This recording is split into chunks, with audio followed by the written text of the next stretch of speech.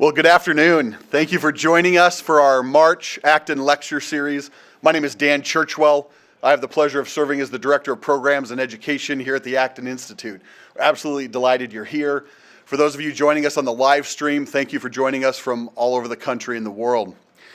Who would have known months ago when we scheduled this speaker that it would be such a prescient topic? And so we're absolutely delighted to be here to think through tariffs and trade a little bit together and then have a vibrant Q&A.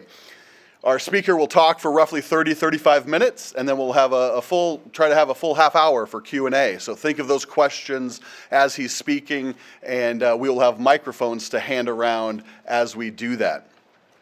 It is my pleasure to introduce Dr. James Hartley, Professor of Economics at Mount Holyoke College, where he teaches macroeconomic theory, money and banking, economic growth, as well as multiple courses using great books, including Western Civilization, an Introduction, Leadership and the Liberal Arts, as well as a very popular one, Is Business Moral? As a California native, he earned his BA and his graduate degrees in economics from the University of California, Davis. In 2001, he spent 6 months as a Fulbright Fellow in Kolkata, India, as well as returning there 4 years later, a second time, to teach as a visiting professor at India's oldest business school. It's an absolute delight. I just recorded a podcast just about an hour ago with him. That will go live as well next week if you want to share some of these ideas with your friends. But please give an Acton welcome to Dr. James Hartley.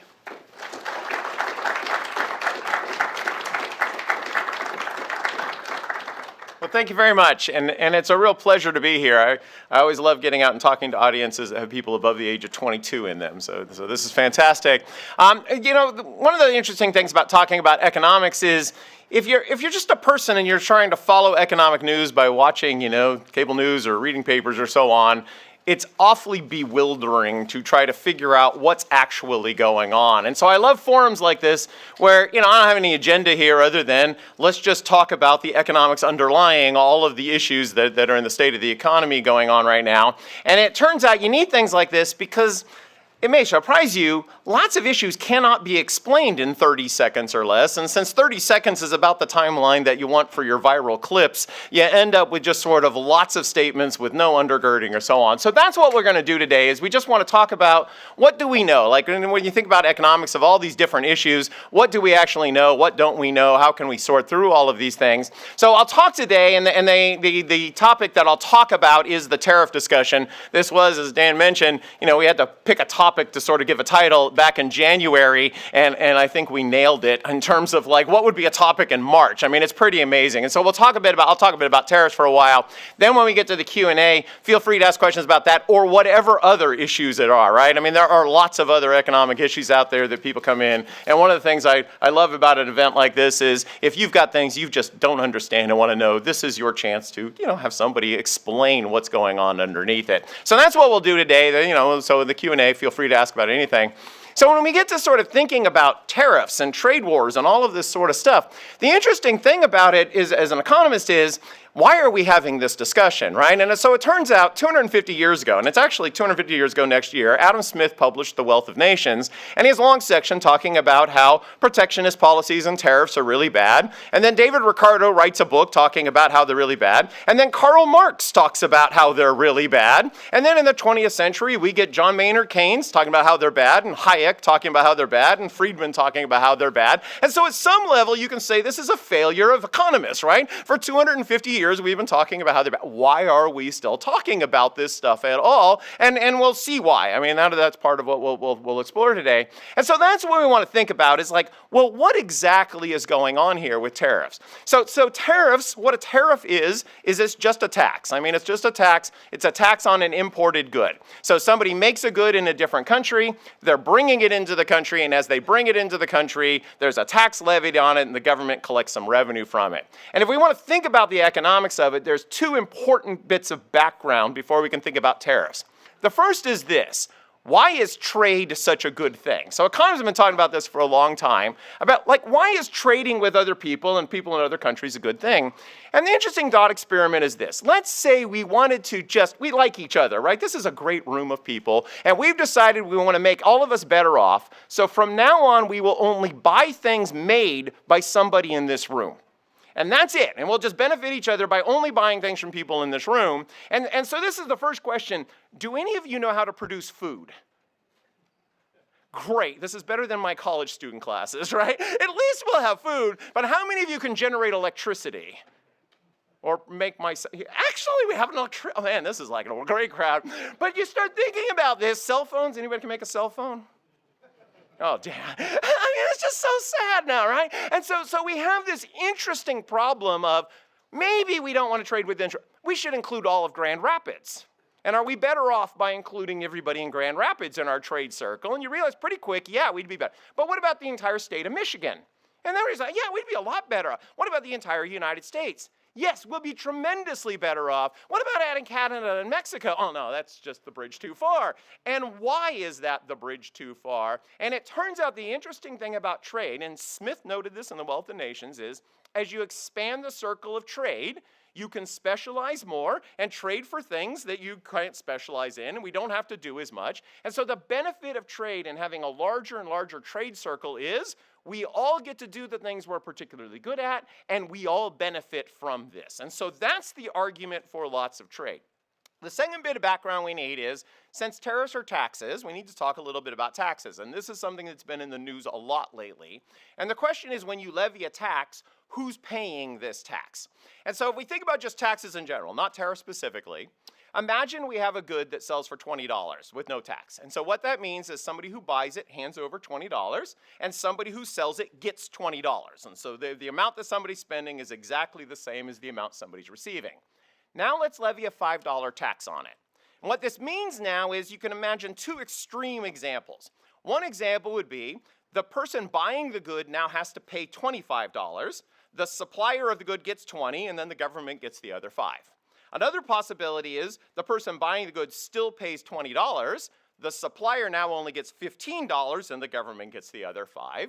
And what's interesting about those two cases is I don't know of a single good out there that if you levy a tax, one of those will happen. What happens in every good that we know of is you levy the $5 tax, and for some of the goods, the people will end up paying $21 and the supplier will only get $16. Some of them, the people will end up paying $23 and the supplier will only get $18. There's always going to be a $5 difference between the amount the person is paying and the amount the supplier is receiving, and the government's just collecting that $5 difference. So this is true of every tax. And what's interesting about this sort of, well, which one of these it is it depends entirely on the nature of the good, the supply curves and demand curves. And the big thing you can think about is it depends, for example, on are there other things the demander could buy instead of the good that's taxed? If there's something really similar that's not taxed, they'll switch some of their demand over there. The same thing on the supply side. Are there other things the supplier could make instead of this good? And so then, they can get out of the production of it. But the important thing is it doesn't matter what your intention is in levying the $5 tax. The market itself will figure out how much the price goes up. Does it go from $20 to $23, $24, $21? Depends entirely on the nature of the good and the demand for the good and supply of good. It also doesn't matter who actually writes the check to the government. So if you can imagine the demander paying $23, the supplier gets the $23, writes the $5 check to the government, or the demander can pay $18, and the demander has to write the $5 check to the government. It makes no difference which way you levy the tax. You get exactly the same result. The demander pays a price, the supplier receives a price, and the difference is the tax. And we have a beautiful example of this. This is one of these times when economists always think it'd be great if we could run economic policy, but one of the things we'd love to do is run really bad examples so we get good stories. And it turns out Congress did us this favor back in the first Bush administration. There was an attempt to say, well, they wanted to raise taxes, and they don't want to make poor people or middle-class people pay more taxes. They wanted to tax the rich. And so one of the ideas is that, well, what we'll do is we'll levy a tax on luxury goods, right? Because only rich people buy the luxury goods. And the example was yachts. So it turns out poor people don't buy a lot of yachts, and middle-class people don't buy a lot of yachts. I mean, who buys yachts? Well, you have to be really wealthy to want to buy a yacht or be able to buy a yacht. They're actually quite expensive. So they levied a tax, and you can think of it, they're going to tax yachts. And the idea of the tax was, well, then all the rich people buying yachts will end up paying a lot of tax revenue to the government, and this is a way of getting it taxing the rich. So they levied this luxury tax on lots of goods like yachts, and within months, the entire yacht industry in the United States was wiped out. I mean, just completely shutting down. Now, why? Well, it turns out if you're rich, you might like a yacht, but you don't have to buy a yacht. And if there's a special tax on yachts and yachts are suddenly more expensive, what do you think? You think, I'll just buy something different than a yacht with all of this. And then what happens is all the yacht manufacturers can't sell yachts, so they have to start closing the factories. As you close the factories, who loses their job? All the people working in the yacht-making factories. How wealthy were they? Not terribly wealthy. They weren't the super wealthy working. And so suddenly you had lots of people that just had working class jobs losing their jobs because of the yacht tax. Congress realized this, and to their credit realized, wait a minute, this isn't having the effect we wanted at all. It's actually putting all of the burden on the suppliers, and the burden on the suppliers turned out to be the burden on the workers, and so they repealed the yacht tax, and we now can buy yachts again. And so that's what goes on with taxes. You levy the tax, and there's going to be some increase in price, not zero, but it also won't be the full amount of the tax, and you can't control how much that price goes up. It will depend upon the good being taxed. So when we turn to tariffs, exactly the same thing happens. So the standard tariff kind of thing is you pick a good and you levy a tax on it so that as they're bringing the good into the country, now the person bringing it in has to pay a tax. What that will do is it will raise the price of the imported goods somewhere between zero and the full amount of the tariff, but the consumers buying the good have to pay more for this good. And we know this is true, right? Because you can see it with all the tariffs, but it also turns out that's one of the points of the tariff, is that it's going to raise prices. If you imagine levying a tariff and the price that consumers had to pay for the foreign good didn't go up at all, well, then it's not going to shift the consumer's behavior at all and which goods they want to buy. And so part of the argument for the tariffs is we want to raise the price of the foreign goods so people will buy domestically produced goods instead. So it does raise the price of foreign goods that are coming in. And we see this all in the data. But it has another really interesting effect. You imagine you're levying the tariff, and the tariff or the tax only applies to imported goods. So we think, okay, we're raising the price of the foreign goods. But now let's imagine you're a domestic producer of the good. So you can imagine, we can take it again away from tariffs. Imagine you're a coffee shop in Grand Rapids, and you're just one of many coffee shops, and you're selling coffee for, I don't know, $3 a cup, right? And everybody else is selling it. And then imagine the government came along and levied a tax on coffee, but not your coffee, just all of your competitors' coffee. So now all of your competitors, because of this new tax, are now going to charge, say, $5 a cup for coffee. So now you're thinking, I've got the only tax-free coffee here in the town. I could still sell for $3, and everybody in town is going to want to come buy coffee from me. This is going to be great, right? Because my coffee's cheaper than everybody else's. But then you start thinking to yourself, if all your competitors can get $5 for a cup of coffee, why are you selling your coffee for $3? What else could you do?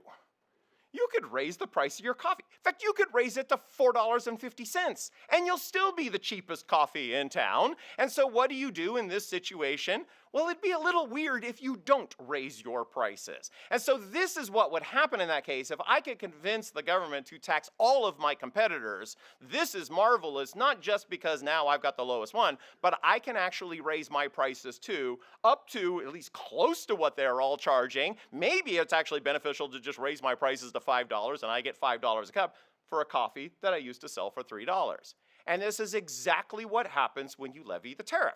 The tariff raises the price of the imported goods, and one of the benefits to the domestic producers is not just foreign goods coming in have higher prices, they also can now charge higher prices because all their competitors have higher prices, and so you see a rise in the domestic price of the good produced by the domestic firms too. They are raising the prices. They're not paying a tariff, they just reap all the benefit of the new higher revenue, but they can raise their prices up to, close to, or even as much as the tariff cost, and they get all of this extra revenue. Now with the higher prices, you realize not only are consumers paying higher prices, we buy less of the good, right? Because, at the higher price we buy less. So there's a smaller quantity and a higher price to the consumers. The domestic firms are now able to charge a higher price. They might be able to expand their production and sales a bit. They capture some of what used to be the imported goods. So there's a benefit there. And so you look at the effect of tariffs, and this is a super important thing that gets lost in the discussion. There's a cost to the tariffs. People buying the good are paying a higher price and buying a lower quantity, but there's also a benefit to the good. You're the domestic producer of the good. You get to sell the good for a higher price and might actually sell a little bit more of the good. And so we've got these costs and these benefits there, and nothing I have said so far is in any way controversial, right? Everything I have said so far about all this is in every single Intro to Economics textbook, right? All of them have it. And so it's not just conservatives or liberals or something. I mean, this is just sort of basic economics kind of thing. And so this is the effect. We find this both in the theory, we find it in the data. This is how they work. Then we get to the question, what is this sort of, you think about the costs, and then you think about the benefits, well, which is bigger? And again, not controversial, the costs are way higher than the benefits collectively. We collectively are paying way more for the products with the lower quantity and the presence of the tariffs than the domestic manufacturers are receiving, plus whatever the revenue the government gets. So there's a net loss to a society from levying these tariffs. And again, this shows up both in theory and in the empirical literature over and over, and we don't know of a single counterexample to this. But that raises this really important question. If this is all true and it's all obvious to sort of economists and intro students, why in the world do we have tariffs? Like, why are we still having them? And it turns out it's perfectly understandable. And we can get it by taking an example. Let's take sugar. Sugar seems like, not a terribly interesting good, and that's the reason it's a good example. And if you look at the price that you pay in the United States for sugar, we can compare that to the price that you would pay in the rest of the world for sugar. And there are sugar tariffs, and it turns out the result of the sugar tariff is US sugar costs roughly 3 times more than the world price for sugar. You could go outside the United States, avoid the tariff, and you'll only pay about 1/3 as much for sugar elsewhere in the world than you pay in the United States. So we're all paying 3 times more for sugar, which also means if we're all paying 3 times more for sugar, what else are we paying more for? All the products that use sugar. Now that's a lot of products, right? So we know this. We levy the sugar tariff. We're paying a lot more for sugar than the world price. We're all paying that for all sorts of goods. And how many of you have written your senator to complain about the sugar tariff? Exactly, and why not? Now, partly it's because you didn't know about the sugar tariff, and now how many of you are going to go write your senator about the sugar tariff? Well, excellent, some of you may do that. But here's an interesting question. You're paying 3 times more for sugar and sugar products. How much does that cost you per year? I mean, a lot. It's roughly, the estimate is $10 to $15 per person per year is the extra cost of sugar. Now, how much time and energy are you going to spend trying to get rid of that $10 to $15 bill you're getting because of the sugar tariff? And you realize, well, okay, maybe that's not worth a lot of your time. Now, $10 to $15 per person, 350 million people, even at the low end, that's $3.5 billion in extra cost, right? So there's an enormous extra cost. You add it up, and small amounts added up create larger amounts.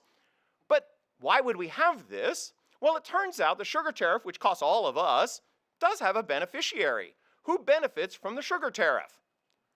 US sugar growers. Right? And so US sugar growers can now charge 3 times the world price for their sugar in the domestic markets, and so this is good for them. They can get a higher price selling the sugar. Where do you grow sugar in the United States? And it turns out there's 2 big locations, because there's 2 kinds of sugar. There's sugar cane and sugar beets, right? So sugar cane is largely, the biggest producers of that are in Florida and Louisiana. Sugar beets are Minnesota and North Dakota is where it grows. So let's imagine you're one of the sugar growers in Florida or you're a sugar grower in Minnesota. Do you benefit from this tariff? Absolutely you benefit, because you can charge a much higher price. How much do you benefit? Well, the benefit isn't $10 to $15, right? The benefit to you, the sugar grower, is actually quite significant. So let's imagine you're a sugar grower. you like the tariff because it's basically taxing all your rivals, how much time and energy would you spend as a sugar grower trying to convince your senator to have a sugar tariff? Well, this is actually worth quite a bit to you. And so what you would find is the sugar growers are happy to lobby and actually make campaign contributions to people running for Senate or House in their state. And in fact, if you want to be a senator in Minnesota or Florida, one of the things you might not want to do is come out opposing the sugar tariff, right? Because the sugar tariff is a good thing for people in your state. It's helping create jobs in your state. And because the benefits are so concentrated, the political influence from the beneficiaries, they have a lot invested in this, and it's worth a lot. The costs are diffused across so many people, none of us are going to get really excited and spend, how big of a campaign contribution are you willing to make to get rid of the sugar tariff? And maybe you'll spend a whopping $13, right? So try to save the $15. And so you realize there's this fundamental disconnect of the beneficiaries are small and concentrated, the costs are diffused all over. Another really interesting example, again because it's in the news, but also because we have really good evidence on this, is steel and aluminum tariffs. So we have really good evidence now from the first Trump administration post steel and aluminum tariffs. And so we know the effects of these now. And the steel and aluminum tariffs from the first Trump administration have generated 1,000 jobs in steel and aluminum production in the United States. So there are 1,000 people right now employed in steel and aluminum in the United States that are only employed because the tariffs have enabled the steel producers and the aluminum producers to charge more. Steel and aluminum prices are roughly 40 to 50% more in America than in the world, right? So there's definitely a higher price we're all paying. But none of you have been worked up about that because you don't buy a lot of steel or aluminum directly. I mean, you buy products that use them. And then we look at, well, what about all those industries that use steel and aluminum? And this is why it's so interesting. We now have a pretty good guess about that. And it turns out manufacturing firms that use steel and aluminum have lost, because of the steel and aluminum tariffs and the higher price, have lost about 75,000 jobs. So we put in a steel and aluminum tariff and we can identify the 1,000 people that now have jobs, and that's great. You want to talk about the benefit of the tariff, you can talk about those 1,000 people. Then there's 75,000 people that don't have a job in manufacturing. And so here's the interesting question. Is that tariff a good thing or not?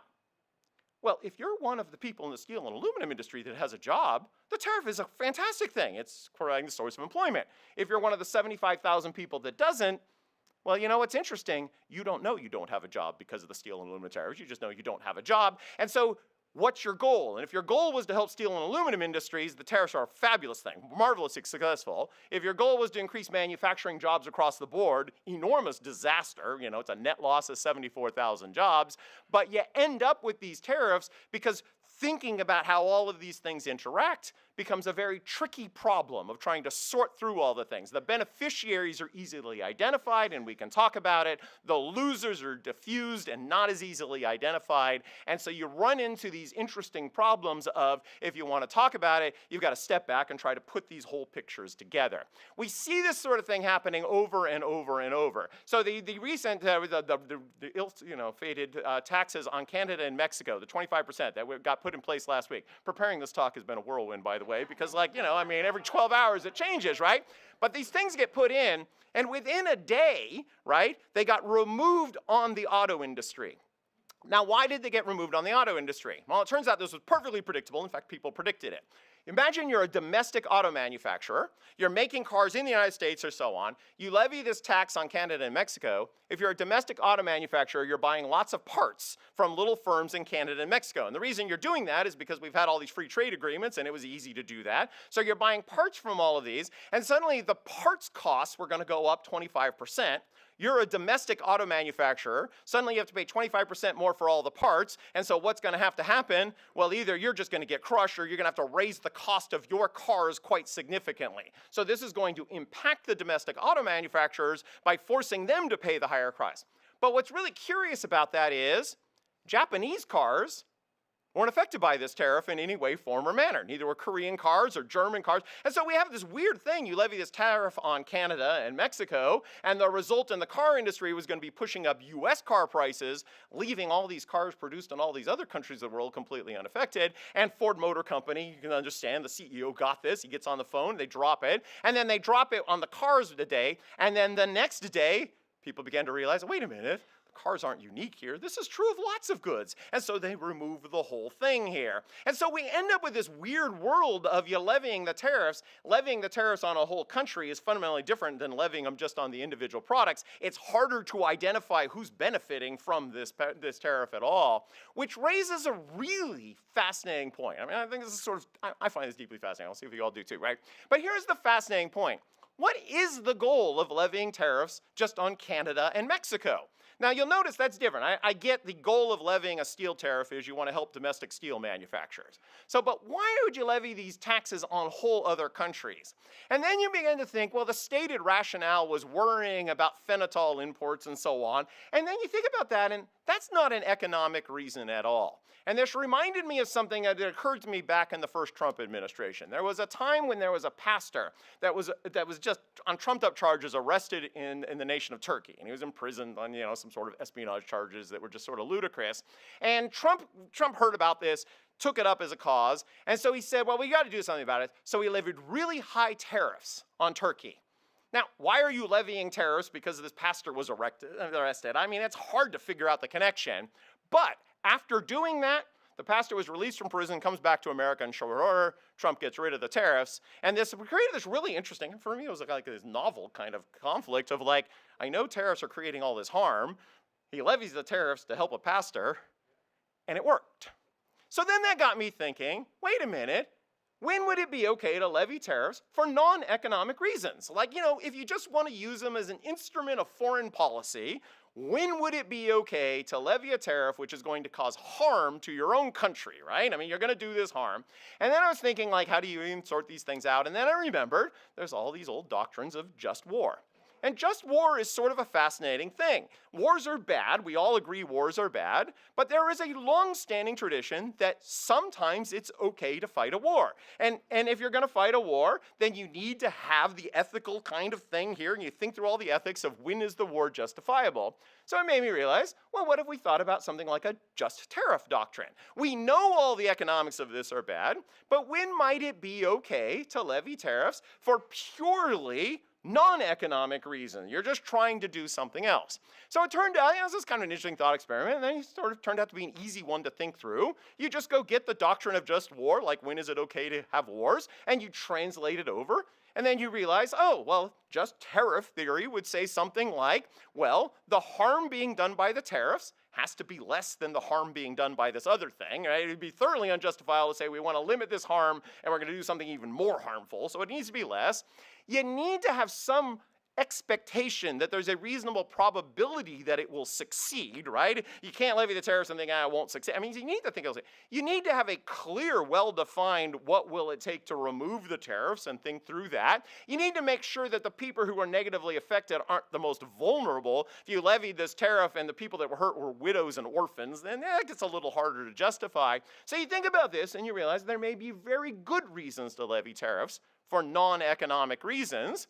Now, this idea, I wrote it up and so on, it got no traction anywhere, and it wasn't hard to realize why.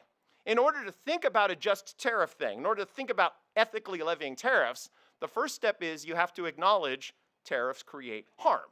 And that becomes the problem. If you're in politics and you want to levy tariffs, you don't say, I'm doing this thing and it's going to hurt all of you. You sell it as, I'm doing this and it's just going to help all of you. And if the tariffs are helpful, then you don't need a just tariff kind of idea because we're just pretending it's only benefits and no costs. And so until you can get to a world where we're acknowledging there are costs of tariffs, it's really hard to think through what is the justification of a tariff as sort of a weapon of statecraft. You'd have to acknowledge there's a harm there. And so what's sad is once you realize that there might be a reason to use it for statecraft, and then you realize people that are doing it aren't actually thinking through all the ethical obligations because they've forgotten all the economics of this stuff or never learned them in the first place. And so this then becomes the problem of tariffs, is we know a lot about them, that we don't want to forget that when you're levying the tariff, there are benefits and costs. The beneficiaries do benefit. The costs are also real, and people, it does cost to them. The costs exceed the benefits across the board. That doesn't mean you should never have them, but it would be nice to at least acknowledge what's going on with the economics of it as part of the discussion.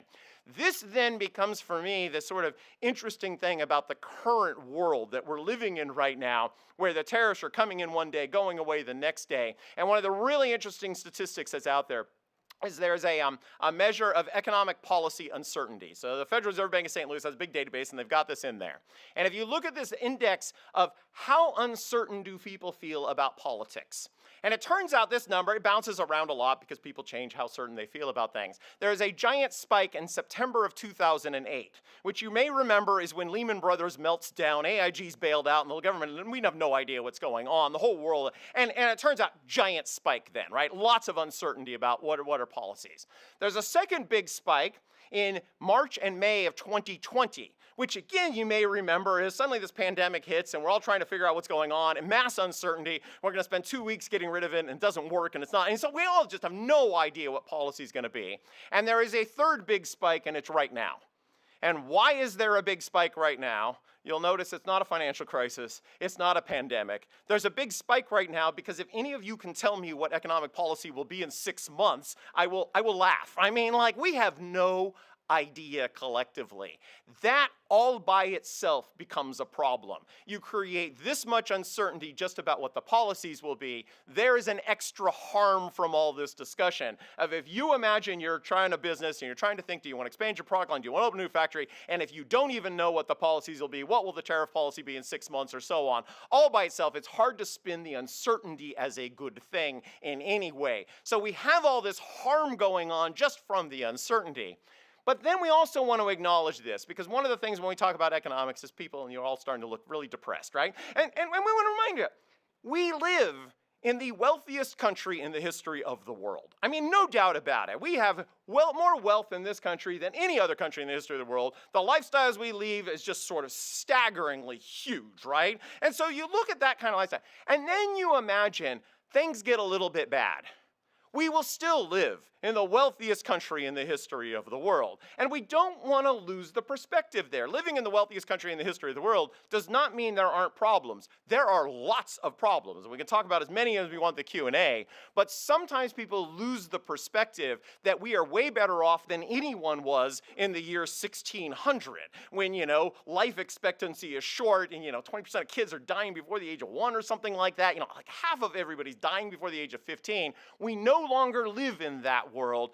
That's something to be grateful about when we start trying to think about all the problems, is remembering the baseline from which we're starting. And so on that note, the floor is open for questions. And as I said, talk more about tariffs or anything else that is just preoccupying you. And I was told I have to wait till you get a microphone before I can call on you. No, they told me you need a microphone. So Thank you, Jim, for that. We have 2 mics in each aisle, so please raise your hand and wait till one of the mics reaches you. This gentleman in the front is first. Yeah.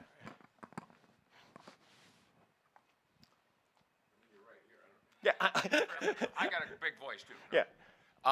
My question is, and we know tariffs are bad, we talk about it, so why are so many countries have them? Right. I think the countries have them for exactly the same reason we have them, of there are defined beneficiaries. And if you are in charge of any government, right, you've got these defined beneficiaries of this thing, right? You respond to this well-organized group that cares a lot about it. We see this very clearly in the big negotiations to get rid of tariffs. So every now and then the world gets together and says tariffs are bad for all of us because they're hurting us, they're hurting you. And so we'll have the general agreement on trade and tariffs. There's going to be a big universal agreement. NAFTA was the same thing. Big agreement between countries. Let's just get rid of all tariffs. Now, how long should it take to negotiate something to get rid of all tariffs? Well, like about 15 seconds, right? I mean, we'll get rid of all tariffs. But it turns out these negotiations last years because we're going to get rid of all tariffs. Oh, except the banana tariff. The banana tariff is really, really important to my country. So we'll get rid of all of them, but we have to keep the banana tariff. And then somebody else comes like, oh yeah, we're going to get rid of all of them. Well, except the car tariff. That one's really important. And so then you end up when let's get rid of all tariffs with all negotiating, because every country has at least some subset of people that benefit from the tariff tremendously. It makes that industry more productive. And so the leaders of the country want to respond to that. And so they respond, they think free trade is great, except in this particular case. And that's why we have them. This is why all the countries have them, is because it's exactly the same thing going on in country after country after country around the world. Well, I think that's partly why President Trump is looking at these countries' tariffs compared to ours, and it's like, not fair. Well, it's interesting, if another country puts a tariff on a good, that's bad for us. It's also bad for them. Yeah. So imagine somebody's doing something that harms you. is your response, I'll show you, I'll do something that harms me too.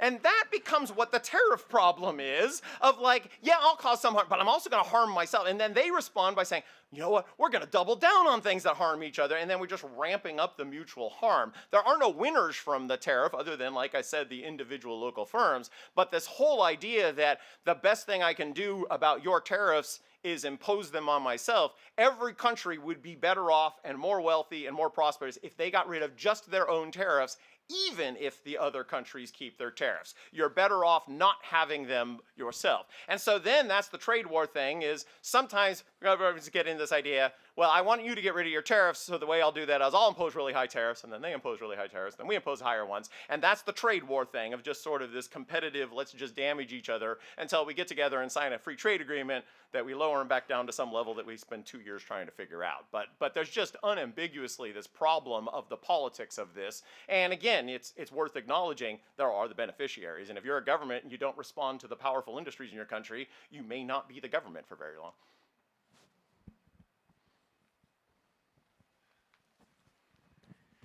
If you would, hypothesize on the future of Amazon over the next 6 to 12 months. Oh, I mean, if I had to guess, Amazon's in sort of a remarkably amazing position as the default retailer for all of us. You know, Amazon will get hit by sort of fluctuations of prices and things like that. But I mean, if I had to guess, you know, they're going to keep their market share through a lot of this straight throughout. But I mean, maybe there's some reason to guess about Amazon having particularly benefiting or being hurt by this. But yeah, I don't know. It's an interesting question. Yeah. When we think about Trump and how he has, I'd like to think, I believe that he is a smart strategist. And we live in a place where we've got a government that has outgrown itself. I think most people would agree with that. There are, you know, it's looters that live in and around Washington, D.C., and it's got to be busted up. You know, we do have to get rid of the deep state. So is it not a fair argument? Two arguments, I would say, for the tariffs. One is to just really introduce a dynamite load of instability, so that when the pieces all come back to earth, they're probably going to come back in better shape.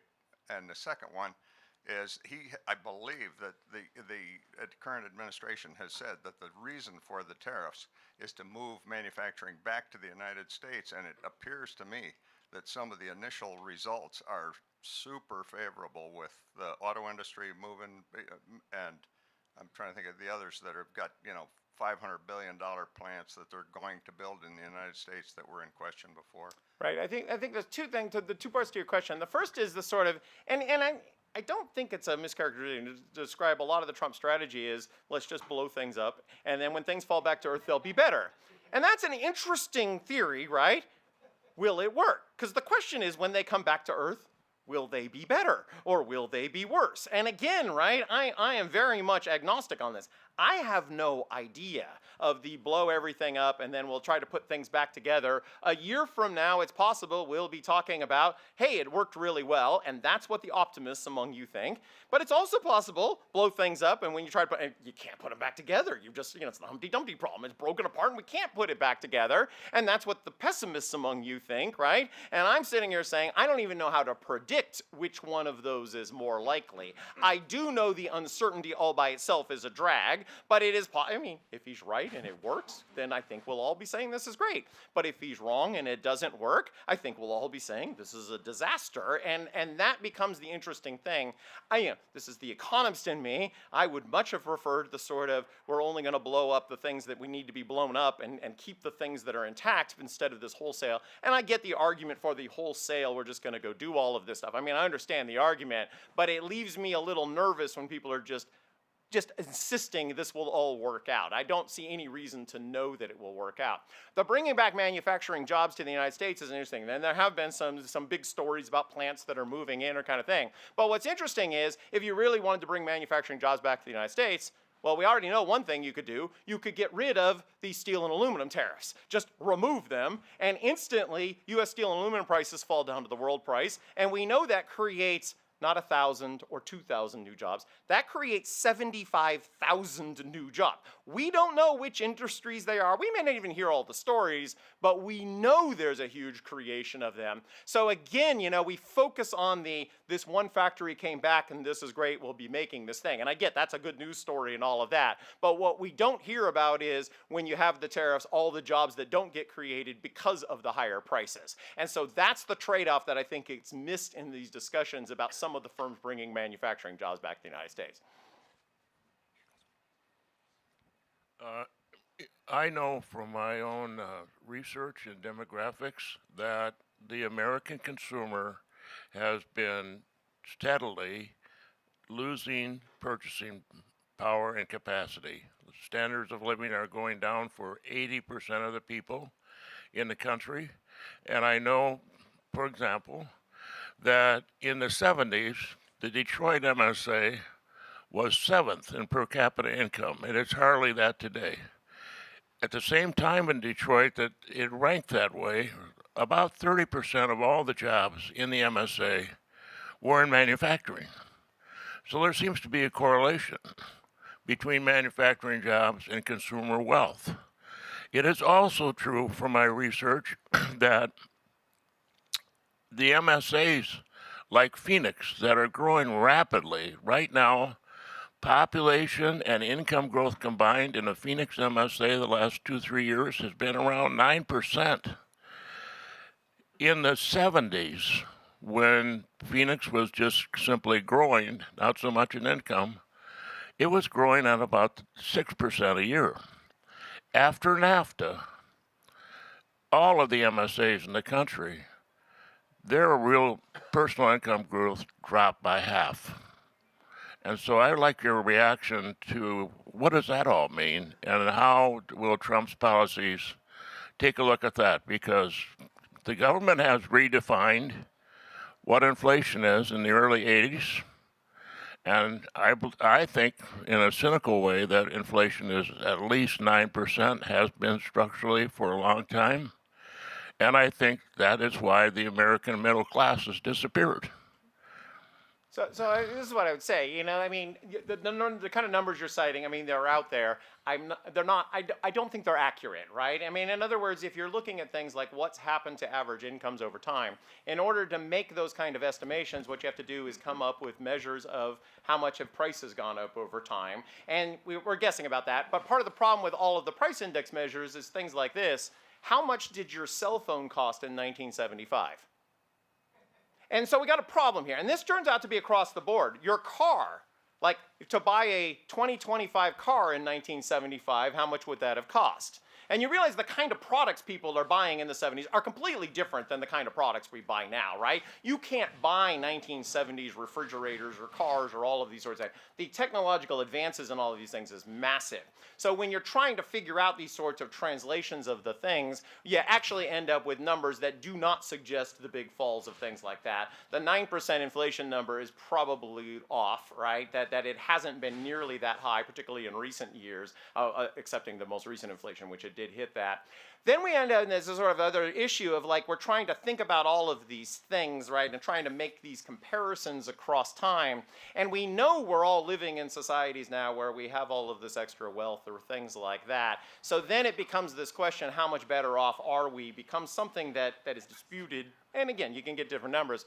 But the other thing that is worth noting in this is there has been since the mid-1970s a massively high level of immigration into the country. So these people moving from other countries in. So one of the interesting things about immigration is people come in and they start with lower paying jobs. And so then if you're looking at average incomes, if you're filling in all the sort of bottom end jobs with lots of labor, then what you end up is you're not really comparing the people who would have lived in 1975, what their incomes would be if there weren't for all the mass immigration, to the incomes now. You're comparing sort of, you imagine that set of people may be getting wealthier at time, but you're just constantly bringing in more people, keeping a wide distribution of income. If it weren't for the immigration, right, wages would be higher in lots of industries, right? Now, is that a good thing or a bad thing? It's an interesting question, right? If all the wages are higher, right, well, this is more cost to produce all of these goods. And so the immigration debate is a live debate on is it a net harm or a net good? And the opinions on that are split all over the place among economists. But I think if you start, when you start looking at like the are we better off now than we were in 1975? In general, you find people are, with one really interesting exception. Housing prices are way higher now than they were in 1975. So this is a big issue that goes on, is if you imagine you're young and you're trying to plan your life. In 1975, it was much easier to buy a house. Houses were a lot cheaper. Houses were also a lot smaller, and they were not nearly as sort of extensive with all the sort of bells and whistles you get in a house right now. And because city after city has all sorts of constraints on building new housing, it is making housing prices higher than they otherwise would be. If we just sort of liberated, we're just going to go build enough houses for everybody, housing prices would come down. But there is no doubt if you're young and you're looking at buying a house, you are spending a lot more on a house. Housing is a big part of people's income. So in that way, it is harder. It's harder to buy the small starter home now because nobody's building small starter homes right now. And then the other thing to note is the Detroit example, which is absolutely right. I mean, 1970s, US car manufacturing was a very big industry. It got wiped out. And why did it get wiped out? It got wiped out because it had gotten big and it wasn't very innovative. And suddenly all these firms in Japan are building cheaper and better cars than they were building in Detroit. And so what happened as people began to realize there's these Japanese cars that are actually, instead of being the sort of joke of, oh, it's a low-made, low-quality car, were actually higher quality than the ones you were buying from Detroit. They started switching it over. Detroit responded to that. They are now building much better cars than they were in the 70s, but there is no doubt there is a massive change in that industry in Detroit. Detroit is like, I mean, you look at the pictures, it's depressing, sort of seeing how Detroit has hollowed out. So there's no doubt that happened in Detroit. But you don't want to generalize from that to every city is just another Detroit. I mean, the Detroit thing was particularly special.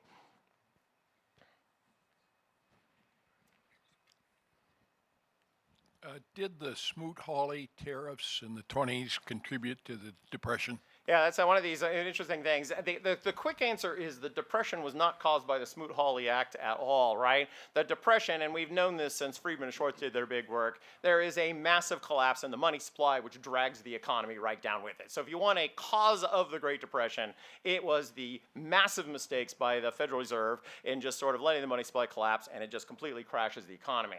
So then there's also the big tariff thing, right? There is a big tariff act. The Tariff Act had a negative impact on the economy. That's true. All by itself, it wouldn't have caused the Great Depression. And what makes the Great Depression so interesting is it's the Great Depression. So if you imagine without the collapse of the money supply, then we could talk about what was the effect of the Smoot-Hawley effect, and we might say, oh, there might have been a recession somewhere in the 1930s because of that kind of thing, but it wouldn't have been the Great Depression. We wouldn't be talking about it so much. But there's a lot of, everybody wants to talk about the Great Depression and show that, oh, this thing that I'm talking about was the cause of the Great Depression. So there's a lot of that kind of thing. The other thing about the Smoot-Hawley tax on the Great Depression is you can say that to people without needing a lot of economics, right? You raise all the tariffs, it causes depression, and then some people nod, and some people say it's wrong. You start saying, well, it was really Federal Reserve mistakes and watching banking collapses and not increasing the monetary base, and everybody's eyes just glaze over. It's not as exciting a story, and so exciting stories win. This, by the way, is why the 1929 stock market crash lingers as though that was the cause of it. Turns out it was totally irrelevant, right? The stock prices crash, and then they're back up by the middle of 1930 to where they had been in September of 29. I mean, it was sort of, it crashed and they came right back up. But if you're trying to teach a high school history class, you don't want to talk about either tariffs and the supply or the sort of money supply, but stock market crash, people jumping out of windows. It's a great story. So these stories linger along. And again, it's a failure of my profession to sort of get people to say, you know what, maybe we should tell real stories. So. Professor Hartley, thank you very much for your amazing talk. I recall I heard David Benson saying a couple of days ago something like that President Trump really likes talking about tariffs, but he doesn't really like maybe that much introducing them, because at least until a couple of days ago we didn't have any tariffs, and they just keep extended and everything's changing. So I really like your idea of this just tariff doctrine and how it can be just used for non-economical reasons. Can you just talk more about that? Yeah, I mean, it is interesting. I mean, the Trump thing, I mean, it's not that there were no tariffs. There were lots of tariffs, right? Trump introduced tariffs, so did Biden. I mean, they've been around forever, right? So we've had lots of tariffs. There was no doubt on the campaign trail, Trump talked a lot about tariffs. I mean, at one point he was talking about, we'll get rid of the entire income tax and replace it with tariffs or so on, which is, again, this isn't meant as a negative thing about Trump. Trump just riffs, right? He gets up, he starts talking, he says things, and Selena Zito, the journalist, once said, you know, that the goal in Trump is you take him seriously, but not literally, right? And I think a lot of the tariff discussion, that's the right way to think about it. He's serious, but we're not going to replace the entire income tax code with tariffs. We couldn't do that even if we wanted to, right? The level of tariffs you'd have to charge to try to generate the revenue generated by it would be so high that if you raise tariffs too much, how much revenue do you collect? Well, precisely zero, right? Because nobody buys the imported goods. So we can't do that. So I think the sort of what Trump is doing, like why are the tariffs suddenly the thing? My take on it is Trump comes into office, he is, I mean, it's a dynamo. It's the breaking lots of stuff, right? He's doing lots and lots of stuff. He didn't get the tariffs in week one because he couldn't get to everything in week one, and this is just the new thing he's getting to. Is there a grand strategy here? And again, depending upon who you talk to, yes, this is deep 4D chess, or no, this is just cluelessness, and I'm very agnostic on it, right? I don't know, right? I mean, I don't understand Trump well enough to be able to explain his motives or things like that. I am fairly convinced he is not sitting around thinking about all the ethical problems of tariffs because, like I said, he thinks tariffs are just a good thing, right? Which is interesting, right? If you just say there's only benefits from tariffs and you levy them, but then you run into the problem he levies them, saying this is a really good thing, the 25% tariff on Canada and Mexico, 48 hours he takes them off.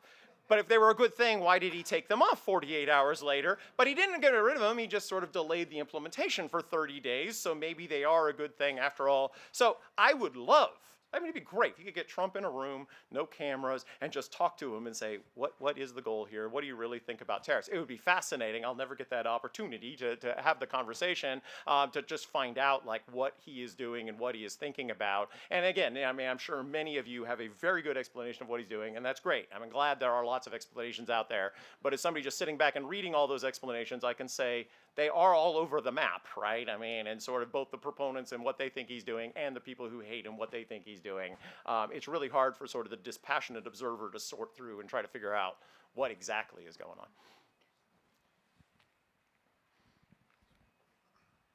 Thank you. I had one question that came to mind as you were talking through some of the on-again, off-again tariffs is, so say, for example, you're an auto parts manufacturer in Canada, your steel is cheaper, and you don't have tariffs coming into the United States. Don't they have a much better cost of production then?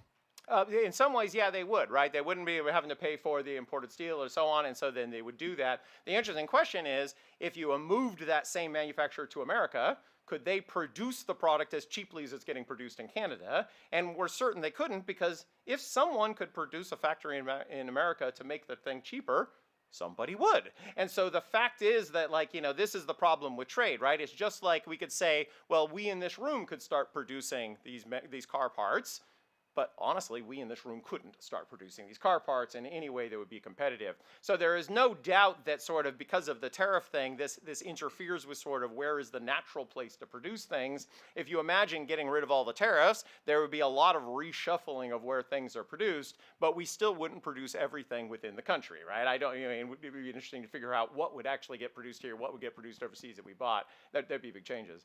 But when you think about, like, as a company navigating the uncertainty, they're in the best position to do that. They're the ones that have to deliver the product. So if they're having to kind of navigate this thicket of uncertainty as regards tariffs, it got me thinking, you know, another kind of self-inflicted wound that we tend to talk a lot less about, and I'm curious your take on, is regulation. Right. If we do less regulation, or if we have more favorable regulation, or even we get government approvals for certain things in a more timely fashion. Right. So that there's a clearer boundary between what's allowed and what's not. Do you see opportunities there, maybe? Yeah, I think there's huge opportunities in sort of fixing the sort of regulatory uncertainty and also a lot of the regulatory state, right? In other words, regulations are there and they inhibit people from doing things they might otherwise do. Now, let's be clear. Some regulations are really good. I like it when I go to the grocery store and they're selling something called hamburger that I know it's not poisoned rat meat. And I've heard the libertarians saying, oh, that'd be fine. Somebody selling poisoned rat meat would go out of business, but I don't want to be the one finding out that it was poisoned rat meat, right? I like this regulation a lot. So the sort of all regulations are bad. I have a little patience for that thing, but there's no doubt, and you see it with the housing prices. You know, again, part of the reason houses are so expensive is the regulatory burden on getting the permitting permitting to build the house, and then all the regulations on what the house can be, all the sort of how many electrical sockets, all those kinds of things. There's no doubt it makes housing more expensive. And honestly, some people might prefer the 1970s style house, which remember people lived in, right? And so you might prefer that kind of a house that doesn't have as many electrical outlets, and they're not all the GFCI coded, and they don't have the exact, and so on. And so the inability to make those kinds of products actually does create burdens on people. Jack Kemp used to do that when he was Secretary of HUD. He would go around and he had this big chart just showing, here's how much it costs to build a house, but then you add in all the regulations, here's the actual cost of a house. And it was staggering, and this is back in the 80s, you know, and just sort of looking at like, what does this do? So regulation is another really interesting cost-benefit analysis kind of thing that doesn't get done a lot. One of the other interesting things about regulation is you often see the largest firms being the biggest advocates for regulation. And part of what it is if you're a large firm with an established market and you can get regulations in, you can afford the regulations, and it wipes out any attempt for small people to come in and compete. And those are the kinds of things, like just thinking those things through. It would be great to say this is how we decide on regulations, but it's not. And so, but this is again, and this is part of the break thing, you know, one strategy could be, we'll just abolish all regulations and then we'll go put back with the ones we want. Will we be better off? Well, maybe, right? Maybe we'll be better off, but the in-between time when you're not even sure what you can do, that might be a little terrifying. So being deliberate about it would be great, but I think it's also fair to say the US federal government is not deliberate, right? And that becomes then part of the tension in all of this discussion is what do you do when the US federal government isn't deliberate and you want deliberate thing? So a lot of the Doge stuff, it was interesting. You start seeing these accounts. Obama actually had a proposal to Congress, went to Congress, of sort of a way to consolidate some of these independent agencies and, you know, Department of Commerce, and it was going to save a bunch and get rid of all these inefficiencies, and the democratically controlled Congress wouldn't even take the bill up. Now, why wouldn't they take the bill up? Well, because if you're a congressman, all these inefficiencies are actually good because you can get things in your district and you do all of these things. And so the politics of it made it impossible for Obama to do this sort of thing. So that becomes part of then the, well, maybe we're better off just breaking everything, but again, maybe we're not. And that I think is the tension in a lot of the regulatory stuff. We have time for one last question.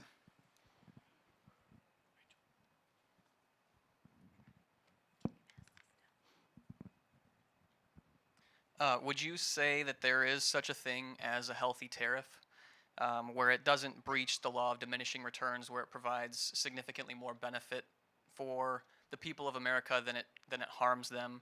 You know, you talked about a natural place to produce things, and as we remove tariffs, they would default to their natural place, except for, you know, with quality and regulations and the cost of overhead and land and labor here, due to laws, due to regulations, it is significantly higher in the U.S. to produce, to manufacture, and to actually get to market a product or a material. Right. Would you say that there is some sort of healthy tariff that doesn't surpass that law of diminishing return, that is beneficial because it protects the natural increase in overhead costs and material production costs as compared to China or Mexico or Canada? Right. I mean, it's hard to say no, there isn't, because, you know, maybe there, I don't know of one, right? And these sorts of arguments about this tariff will be good for us, the most common thing is, we call it the infant industry, right?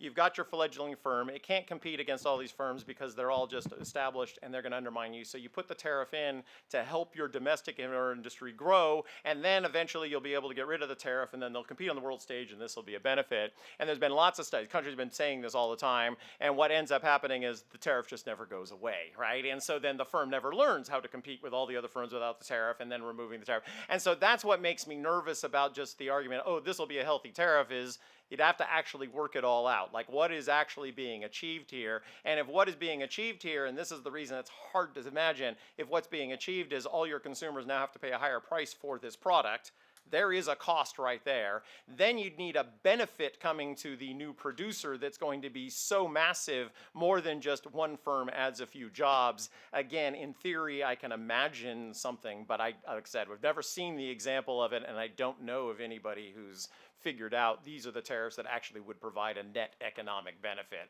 All the studies of this suggest they are always a net economic harm, and then the political stuff just introduces all these other interesting calculations about it. So. Please thank Dr. Hartley. Thank you very much.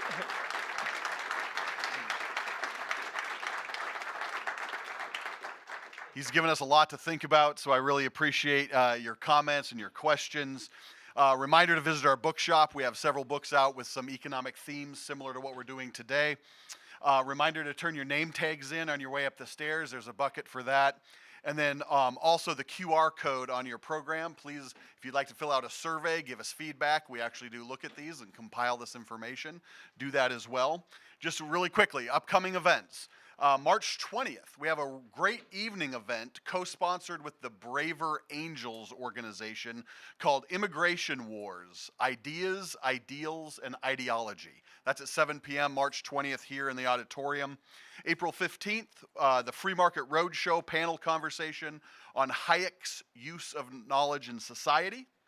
And then May 29th will be our next Acton lecture series, which I'm really excited about as well. Dr. Philip Bunn will be coming, talking about technological innovation, but not in the way you think, embedded in Adam Smith. So I know all the rage is artificial intelligence. Everybody's talking about it. He's going to do a principled talk about technology issues in Adam Smith.